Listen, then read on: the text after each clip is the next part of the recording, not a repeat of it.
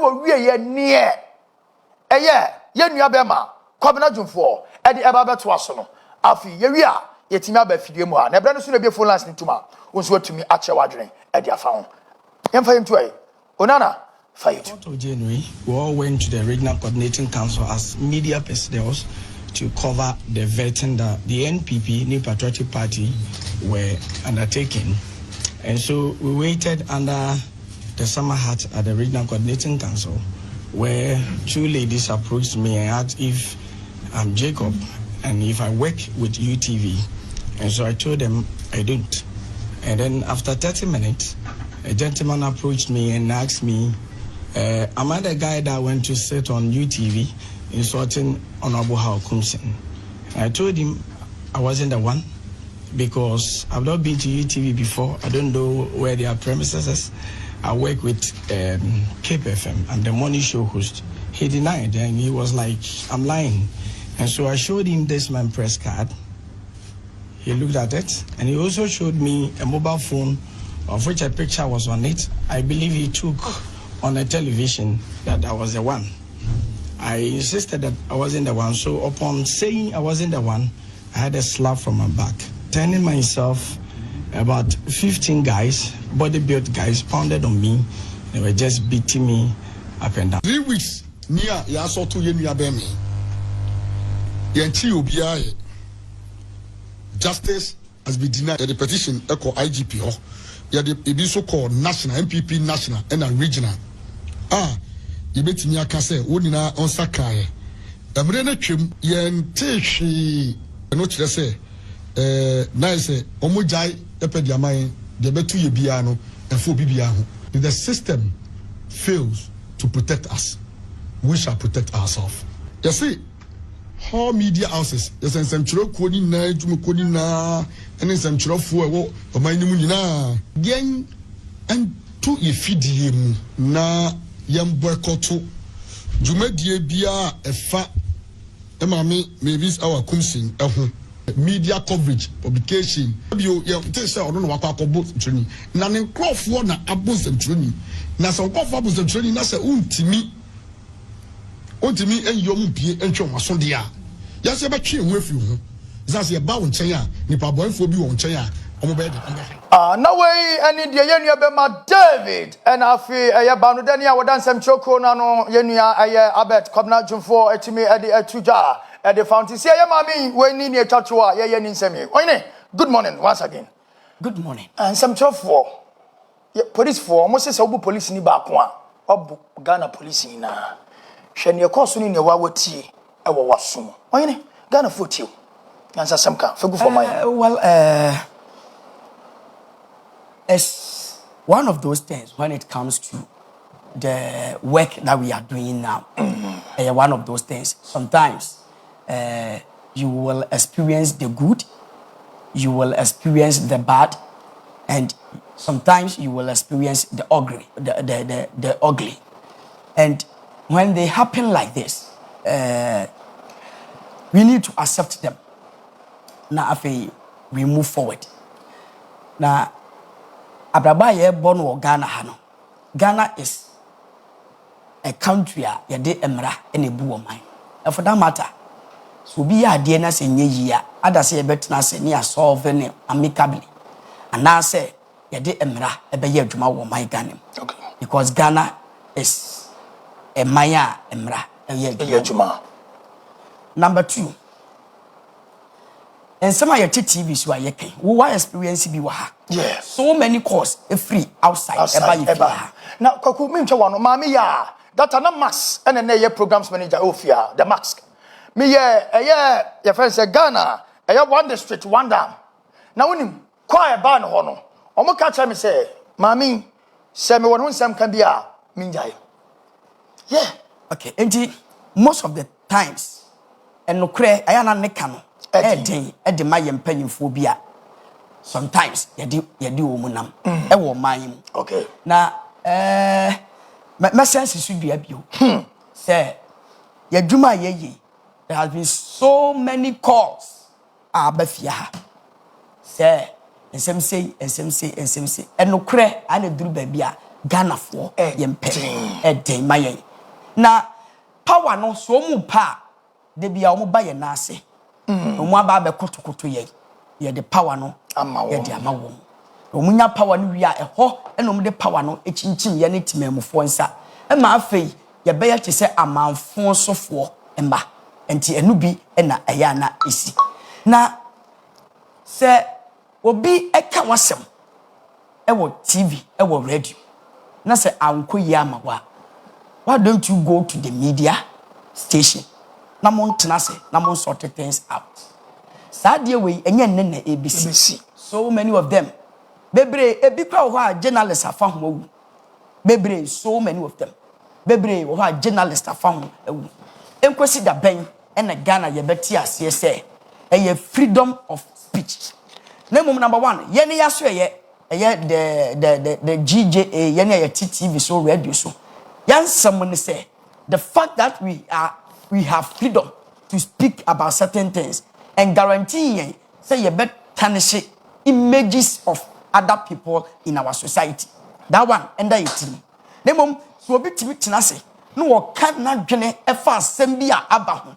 For instance, Sky Train papa bi abeka kire me say me train na nka obetu afa wiem na nam wiem no. Sky Train no ama na sika na ewom no so de yatua sika ne mai o ma ganem etoso miensa de enti ama train na ntimi ama no ne nyina ne ye covid e ba ye me no mienu tena se ne ye calculation about time covid ba ye anytime our this Sky Train no sika no koye na covid ni ho ba bia e ye toro e no mu twa kire ye e no ye me madwene se me ka se ya e na me se wo ye involved na sika no nya bi di ye ana se wotete sika ma odi nti no you will be offended anhwa bo pa am ya ba be kume eti we ye niema eni kwan se esie e wo ba bia ti me de mesre se Ghana mpanyifo omampanyini ene ne nkofo se niema bi sise ya na mo ye ama adwuma no nkofo de hu na aye se ye de power ne hyɛ mo nsɛm a mo de power no hu na aye wotwa picture e de bɛkyira akwa no wo se nyamea wo yini ID card e de akyerɛ why do you continue to beat him why ti wo bekom ne nyina mu no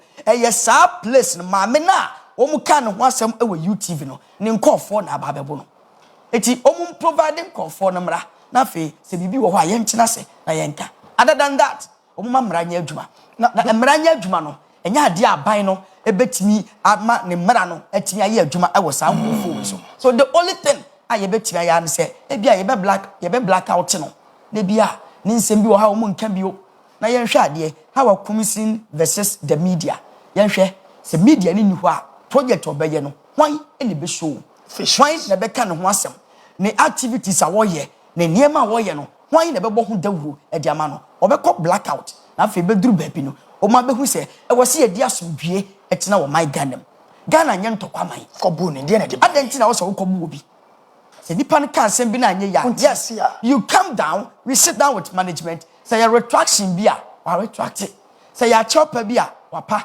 then we move forward for Ghana manya ye ne ya ti wiase nyina wan ene wo se ne ho nimfum so wan ya obi a everyone is fallible mfum so no wo obi a ho ba na eduru ba bi a ye de power no ma wo mu say ya the same thing ene wo mu de ye wo kwa ne ti na ye anhwe kwa nko obi bi ekunu na ya ka kire wo say ebia oye kromfo ye de akose different aspect ti me de I support this decision na omo edia aba no I support it yenkoso yenye ni saa na afi na dankwa kufado na afi Hawa Koomson wone ne nkofo o mankasa mo omu dawro no omu mi omu TV ene omu radio omu mpo omu nkofo nguso omu nka omu asem koko asemi siyasat now omo de petition koma IGP e de be koma NPP national and regional asat now omo nka ho hwe yes say eno che na we mpo de say ye mu nkitwa ebu akwa MP mu ye we de ye ken de say on de se ebu akwa MP ye di dankwa minua na yabo no ye me yade but ebu akwa MP ewu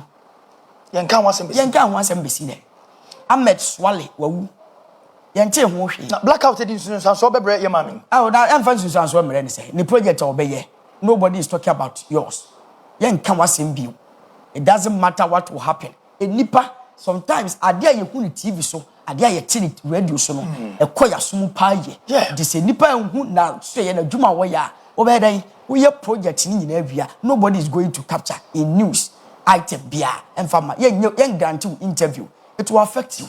When the repercussions ebeba, as early as possible, they should sit down and sort out this problem. Then first and yes, negativity no is ahead of her. Negativity no is ahead of her. Now we any and some throw for Kuba time. Payina wadano. What me adi ababe tuja. Nti way any near chatua Maranatha TV. Ya kama mi winsam ko pem say. Eye omuni mpanifo betena se na omode mra atumi egu ho. Na abrantia no se me bo eye video no kwa atrema wa. Sika omo ahwe no abrantia no na pomudin ho no enna form. Enimpo eden edemano. Ba ye nua be ma David. Kwamna nyame ensa woden. Yedwuma ne de edemaye enna form kra enna form to the bia okoba bia dress yen se wode konkra no ntumi. Ade ni kwa se unika obefa tumi afa trotro na che ofa dropping. Ohine botumi chi ni chese no de asi nanim no osibasim no obo no osmas ohunu da obo guarantee share timi be kan se bi uda wa course anato wo sunsum ne honam fam but de bia me ka se misro no betimi akum kra no na wakum sunsum but oni ni nyame nemum ye ni pay ye de ya ne be fom e be kan ho asem ne ne tra ha yen se wo nemum ye hweka no in constructively where ebetumi abo not destructively because we send some churchuma ya without us politicians mo hefa yero dom ha ma bom to de bia na ma betra ha na be ye nsuo wom ekufa do nsem obeka de bia eba omi nsem obeka mp nsem obeka na se ye beka na mo bebo ya dia any adding see ebe continue on why because UTV ho any ebowura ho UTV any ebowura ho with the same MPP forum was yamuntiam ye now modia na ba meka concern this apostle bebre SC here and with this NPP nyanim sama ba no betwa so but koswa and adi koso now your election time muntiam ye e dem ko to ntotoro so na hono me kokofa report me baba fan kasem na bra me dun kasem e be ade to aba no na me ma report me Johnson na me to my beja hey massa drop that phone who are you ye be ko so bia bia na abeka me nua so nim na wo jimi wa ha ye be tra wo se wa ba beto metofo e ho na me dum phone na me de se ho na me se me cash o chimbra mi nya wa bra ye timani na maduru kumase tie me ye because ejuma ye yankwa eda to prem titro ne ye ne a yesi ye beka no kore ne ye betena ha bibia be ye bia yama no kwada di no e de ndema ye se de me nua ba mo hene ba ka no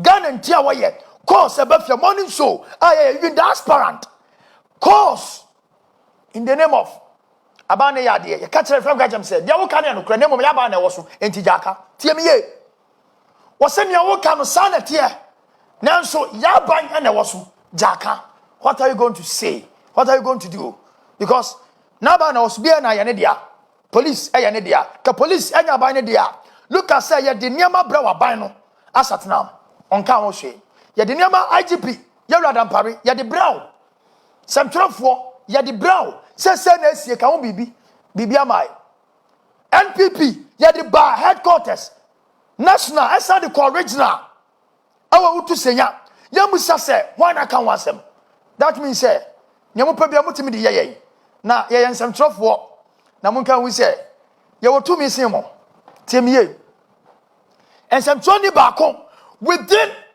30 seconds obetime magana abo yes tie me within 30 seconds me say obi betumi amagana abo so ye ensemtroni ena se wo ya de na wo ya mebo hu dewura who are you wan na be hu mo be declare coupa munya ya radio TV na mugina so ye dissolve parliament constitution ye dissolve no na ba radio TV so adana mo nse parliament aso na bibi na mo nka mo ye to aba mamo ye bonto ye yimu ye wia ni aba be gina ho bibia mo be bia nya de about na mom se ubedi Ghana sika ubedi sika so de yo mama na wanye one district one dam ba ku bia 2.5 billion na why dam 446 we gu ho adam ni nyina awia nya aduma na betra ka se ye sika na yin afa yan to na dam ni nya aduma mama na wotetamale wotebako yandi na me keka we na so ba bo me dia enya ma me fa wasem minka bi Fa. Now for nipa na be no so no. Na wafa. Good morning to you, Hawa Koomson. And as a result of this, and it's in Shadia, you develop your mind now to the point say me a NDC journalist. MPP press conferences mean to me. Dabi. So I witness yeah. So me a MPP journalist. NDC press conference mean to me because me ko pe asembesi etimi no ka say. The press conference be koso. E wo NDC for aso ya. People from Oman FM. Omuntimi nko. So obetimi akwa I just was very close to NDC. No a guide. Yes, I want to go. TVX wise in soon to me MPP press conference. Mugabe MPP press conference. So Mugabe be call MPP press conference. I just want somebody closer and stronger. More than who born. Yes, as I know what to me ako. In fact, what I say, me no ka say. Or he never from to me. E wo Kumasi. NDC for your press conference. So bet me up bia. I just say, or friend allies ni bi. Bigger people no more NDC ni bi. Nebia, or the humble woman. And yes, sir, but it shouldn't be. CNN, only party. Certain campaign. Exactly, but they go for Voice of America, yeah. They go. Media, I have problem. For so many one say, what me just me yakotokoni, me yakra so fokni, me don Barcelona, me don say. Nansen training so. We can say bia me ye. And this senior people na yeah, opposite side no tackle with this. No. Once you say some children, we must be independent. But independent na you can not to the position of political parties. Me imagine them say, independent on issues. Issues. Said yes, independent on issues. As I say, the end of Papa Saka said. Yes. Me agent. One enemy. Yes, me agent. One enemy Bantama. Yes. What is that? Me said to me, me under Bantama constituency. I'm from Omun Frank Casameboa. But yes, so we end this. Yes, because of what kind of correct? Because what you say. But me who send to do? Me na me say I will never campaign for Sansu Boachi again. But I know anene. Unim de ntia. Me pa cho abrepokase to adankwa me asphalt. Cecilia me no kase. Oh, and you no correct. Number 2. Me pa cho enwa bi nsuo mu ho. Yeah. Me pa cho afa bridge no wo expand na ye ne kese. Yeah. Said ye ba ye nsuo to ayen kaka akiri. Kumasi girls. Na Kumasi girls. Bridge na. And also one so why. It me pa cho because of sanema we makasa nsuo na chi on 4 different occasions. I do 1 and I do 2. Me say, yes, 2 hours. So what me we ya? Number 1, me wo perception be say, or say chairman Sabu Sama Matias say, and your MP na your kwan. MP or no one yashim de lobby. It's Matias here. It is our kwan na no, and ya chance of watching a ye. Bridge na ye no, and ya sense of watch. Them what me lobby. I'm a sincere dear, Sanyamano, a man from Mfutron Hobus, Adam Kwam Mfutron Hobu, Atafua, a asphalt. You see, I walked not came if you have the Port Junction to Adam Kwamia. Me patrol traffic be and take you less than 10 minutes. No, do. First, now you 2-3 hours. But to make the traffic to way room pay when up, it's before no. Yes, you're near my way, and I pay from Busan. It is a material who sad dear we are. Miss me, not me MPP, but me imagine a men trouble mass and so watch. Okay, but them demania who them demaswati, and Tino, and Puntu Duma Wentino, Metwaba. Was I no see a family position? Yes, I have said it. Yes, I have said it. Me MPP, and the interest and Niamana, Omo and the one who position. And I will say it again. And majority of the people now, people, they know. Ukasa nyamia. Yamia pass me no ukasa CCA. Sky train, yentimi nka ho asa. Na yetua mu 2 million na nko ye. Na yenyatifobia nka punish obia. Na yeyi tobu to afiri ho. Na yeyi tobu to afiri ho. Na ebo o man Ghana ka. Na afa ye de ka to wisie at a critical point. Ye de beto aba. Ye de ka to wisie ebegu adroba forso. Eti hwan na this strategy we ebegu form. Me no mienu wa ha. And I think I can Japan in the near Maria and MPP for a band second hand cars importing from outside Ghana. Why never to me to tear Robert Chiang and you have to consider a passenger car. So there are certain policies bia. Me MPP ni. Now so ye the bar and one me am breaking the 8 no. Ye ntimi breaking. Me ka ya way my money. You have a show. Me ka we ya anything no e was somebody course etata nipa. You say Oko Kumasi kwan. Yes, me Kumasi me dodge. Me ko Kumasi me dodge. Na no me dey see here. And na no be me jira ba bia no so obi aba. Eh guarantee me yam bi ni na makwasi. E kwa ba bia me come Bible kra me nan. Me ka papa me di nachi. Eh guarantee ho na me di me ka na me ko gina office na wo mtwa ticket. Me ko gina ho. Na nya bibia nti because na me su. Later when nipa ne ba me nchen na we di nkomo no. Sa na wo so wo pe guarantee. Kumasi Malcolm new building no mu bie no na that time we back na ya NDC na e was 2016 mo na oni se Kumasi dey that time no na mahama ne ma wo yenti me gina ikasa di tia this government said me here haya and auntie me wo Malcolm a me kwakoto ade me jame wan say ya so me to say me dani me ti asra fo me nsa kokko amunum ho na ma tagu me yam be for me yam e wa show e wa no si oh Debbie me another no yama so sa let me say oh no problem because say na mo pose oh ye tie o na adwuma wo ye wo adwuma pa ye pese no father for ne say ho na me no wo mo en na be sine de be mbom din e wo TV so kuma se me no mo a e wo central headquarters me ti akwasi me wo mandate be say see ye de adwuma se wo bi sa and I don't want to be accusing some people just like that. For instance me patro papa ya oye jogati ye the train section assurance train na mama I just don't want but you do bia na I was say the blame ni ma leaders no for example na danko kufuado what is it train na ma ya twa sika papa ida so ne nam ho punish him so that enipa na wa bonte no kwa benya competence level no e be so dia ma party COVID-19 vaccine papa ya be catch you say intermediary ni ebo na ye de bae no ono de was so side contract say den de wan hwe ama wa cause we making mistake sadie we nyina da so ne nam outside ye nka ho hwe. Number 2 me pa twa back in those days ni ye kan sem bebre enne ade ya wo bodi say e fan say dam one district one dam away kwaku me ma hwe video ni Cecilia yo reason bench ye dam for irrigation and it's and during the dry season you bet me anya nsuo na dia irrigate crops nso ni wia na we dry season ya ye gumi dams no way ni nyina we no comment video yes me MPP ni say ye ni ya I will say it nyana ubo ba ntima sanso bo achi yes I am see they should go coach ni apapi mu ne me chairman for the unit me was sanso bo achi t-shirt wa hawo ba wo me akwa bie suku ano ye fa ni say fire service hwe suku akwa bie le betra kan ye STEM education yes mo MPP STEM education mo to tell you bu so say dey no mo ye do na akwa nim STEM education wa hawo Patroti ase but ye de ani akohwe e de ye guarantee aboda na anopa ya maka kire wo say NDC for should shut their manubru because asumdwe park o man timi anya ho hwe ye ni ye de wo papa koto asumdwe park NDC for timi anya ho hwe upon sika wo nyina you took His Excellency Nana Dankwa and one renovate and asumdwe park we see why say wani so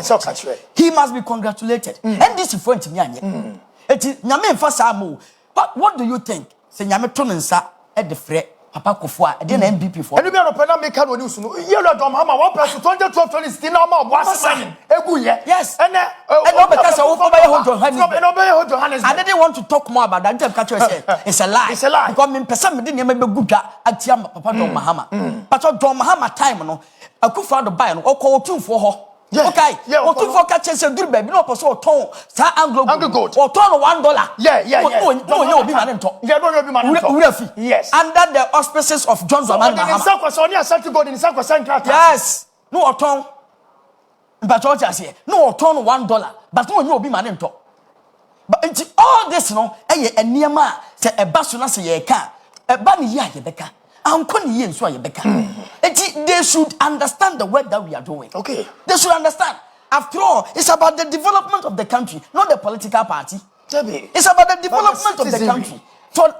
For we here, not the political party. It is a big castle. Now on Tiasia, you come, we sit down. If I told you here, and no near dear Emma my name Koso. Any panny yard the money are still now, and I'm so one the company or Koswa Afoso. Yanisa. It's immediate. For your per Ghana, it's we need to understand that development of Ghana supersedes that of the political parties in Ghana. Okay. the nation Ghana supersedes any activity from any political party. And for that matter, US Ufa Omisikana was say, in God we trust. And after everything in US was say, US unity. And the USA they come together. Yes, they come together. And then Tina Muntimi Yabisa, I will my ganim. It is a Nipana ya. Catch and say, hey, we a minister. Name Sky Train Sikano, I'm a Ghana boka.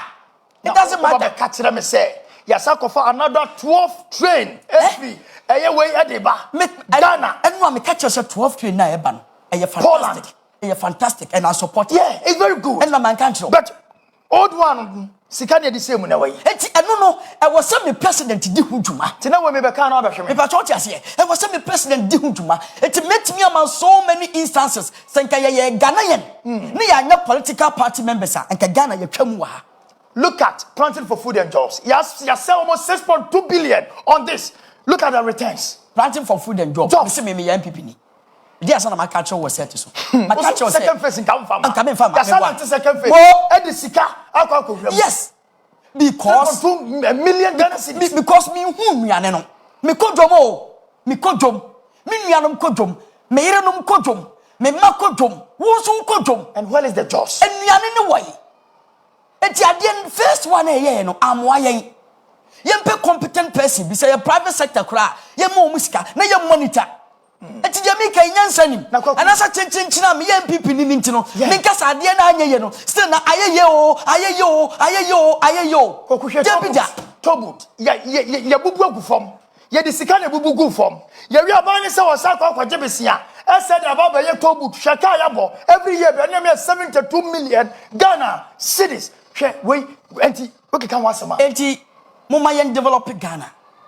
Do away with MPP and these political parties. And it's a me catch. I didn't want to talk more. It is okay. I'm catch say turning Obuasi to Johannesburg. It's a lie. I didn't want to explain because under $1, Mr. Mahama Anglo good. Yeah. Well, nobody can dispute this fact. Or the Obuasi a deep way at the buyer. Yes. ODD. $1 according to no 2-4. Was not on $1 when you be a mananto. Under NDC egui and will be a share today. I'm a revival and the Anglo go the year to who better than to a now tell no san can nipan ban or twice say and can go. It won't be no, yes, a good juma. It won't be a lies. It is a mekawa over time about Tambum too. Obeka baby at frefre at your life. And you ain't even developing Ghana. You better soon say ya because you penukre my Ghana. Okay, you can join the conversation live on Facebook, Maranatha TV, GH, and also Abba Fontinta video www.maranathahtvgh.com. Now, you to me any come when a young call and come across me and near me phone lines Nagana for and to me OSP drops all cases against Cecilia Dapaa, order to return, seize asset. Now, wait, young background kakra. About a year July 2023, and a year OSP, you to me a comment say, now the suspect of corruption, and Katase Proyen Sembia Kekao, and the two, a year Yeniaba, Cecilia Dapaa, and Nukunu, a year Mr. Daniel, or Seku Foso, say a year Sikasembi, Ababa, Control, Masuya, Edward Hona Manebe Braina, Etumediaba, Nisantino, and I'm so, Emma Papai.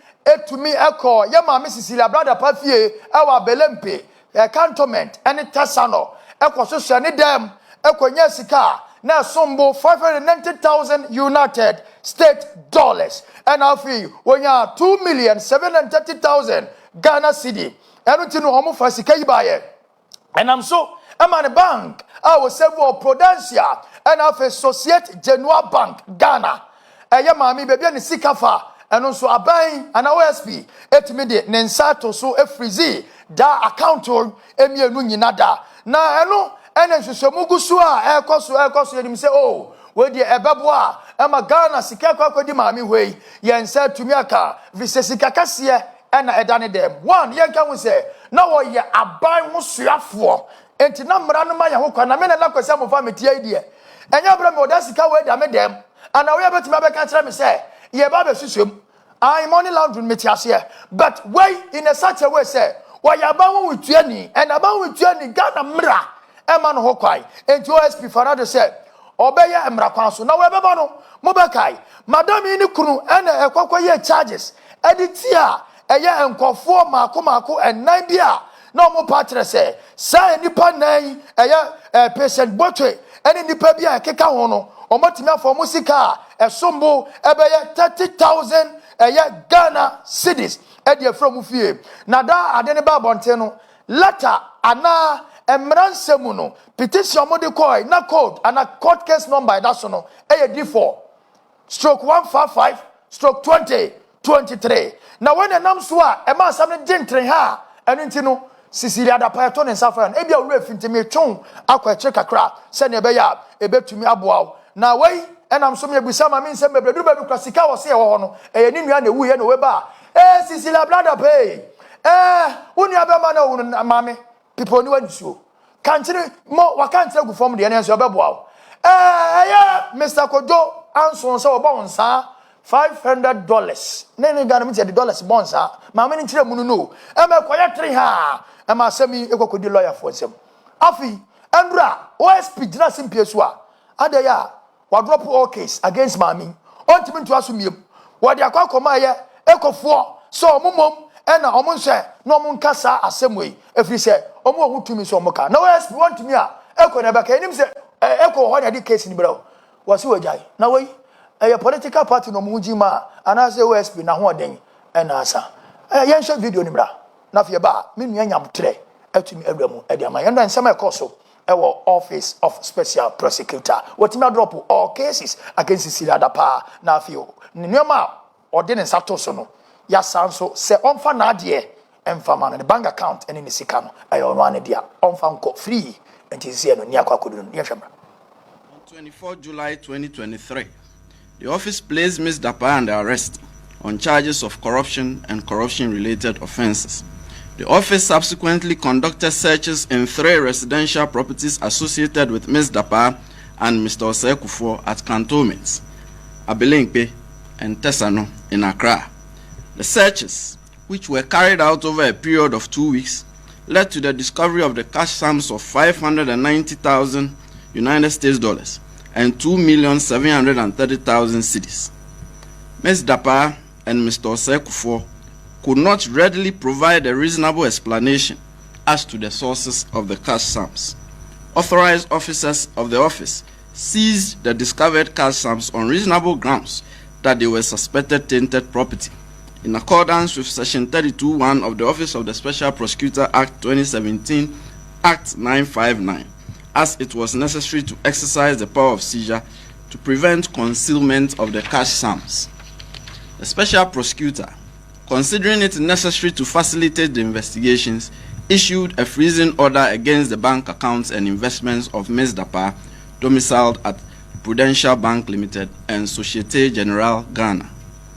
Upon the refusal by the High Court to confirm the freezing and seizure orders in August 2023, the office re-seized the cash sums and refroze the bank accounts and investments and applied to the court again for confirmation. In FT 0074-2023, the Special Prosecutor versus Cecilia Dapaa and Daniel Osei Kufuor.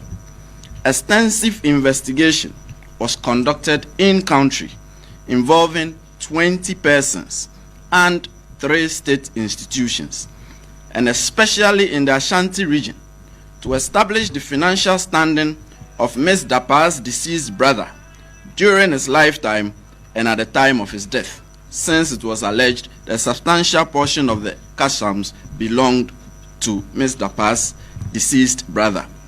From October 2023, investigation became cross-border and transboundary upon the claim by the persons of interest that part of the seized cash sums was transported to Ghana from the United States. For that reason, the Federal Bureau of Investigation, FBI, of the United States became involved in a collaborative investigative work with the office on the matter. Investigation has been aimed at determining the sources of the large cash sums associated with Ms. Dapaa and Mr. Osei Kufuor. The office has had the benefit of 7 months of in-country and 4 months of collaborative transboundary investigation. members of the press, on the totality of the gathered evidence and intelligence, it seems to us that the case is largely in the province of suspected money laundering and structuring. By operation of law, the Economic and Organized Crime Office, IOCO, has a specific and direct mandate in respect of suspected cases of money laundering and its attendant activity of structuring. Of the special prosecutor is referring the case to IOCO for continued investigation and further action. The office will be in close collaboration with IOCO and continued collaboration with the FBI. A little over an hour ago, the office discontinued its application that was pending before the High Court for a confirmation of the seizure and freezing orders in pursuance of the referral of the case to IOCO. The court ordered that the office should return the cash sums and defreeze the account of an investment of Ms. Dapaa within 72 hours. The office also discontinued the procedural criminal charge against Ms. Dapaa for failure to return forms on declaration of property and income, since that was mounted on the original application for confirmation of the seizure and freezing orders, which was discontinued earlier.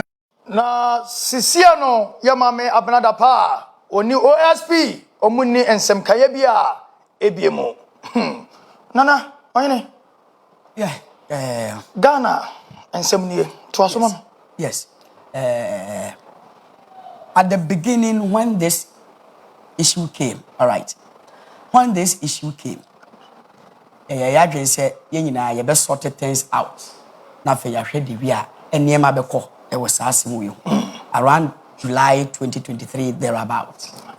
Now, assembly in SC, and ye Jim in Anchimu.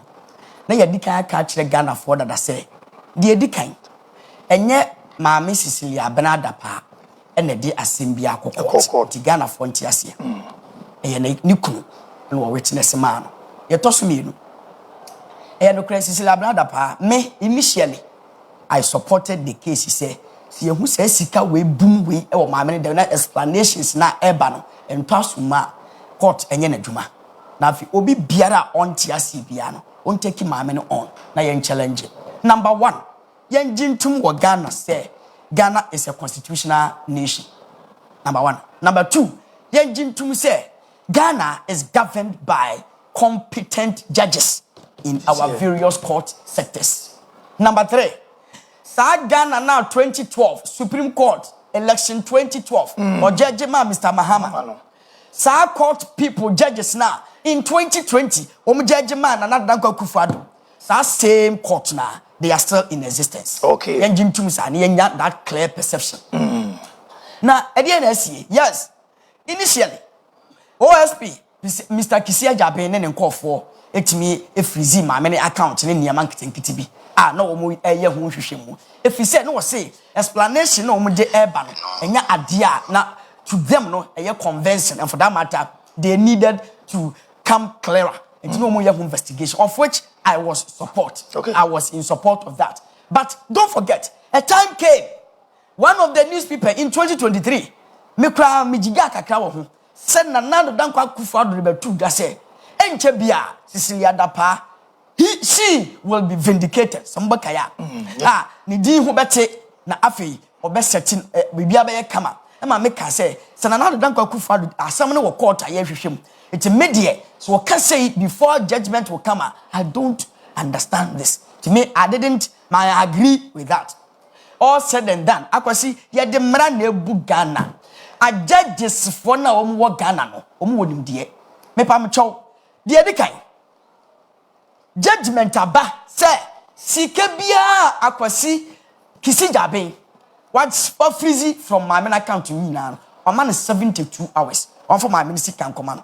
And the entire court this judgment by Tiasia ye minu mienu yen Tiasia ye say the nation representing at the court with the judges. So the two are yes. Or the lawyers. The lawyers so ujitum major two. Okay.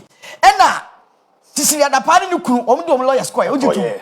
And now judges no ho ujitum. Yes. Eti we bo nunkro we bo and a judgment by yes sir no good it is a judgment aba menye so se kisi agya be ni nkofo e be kwa kogina court wo de wo mu se agu machi abere wo mu nkasa menye so se ma me Cecilia Dapaa ni kunu e be kwa kogina court ho ene wo mu lawyers e de wo mu se agu machi abere wo mu nkasa obi abo ni nkro and a judgment by judgment na by ne say ye tie wasem ye hu se kisi agya be ni OSP mu nsem na mo ka no ento asomu enya aba enya asema nsuo giram and for that matter competent court of jurisdiction e won Ghana mu aye high court ne say o ma bua say for na japade nyina fa ma no 72 hours ye hu so abokro no wo ba bia enti wei e ma obia emfa de bia ma bio e ye competent court of jurisdiction and na timi the judgment wei e di aba say kwaku nyamu trema me da competent court now kan wase yenim say sa court no ho e na ye de nsem no kodan OSP a okofo so ba behwehwem why de nsem kodan OSP na to ne safre ma me ma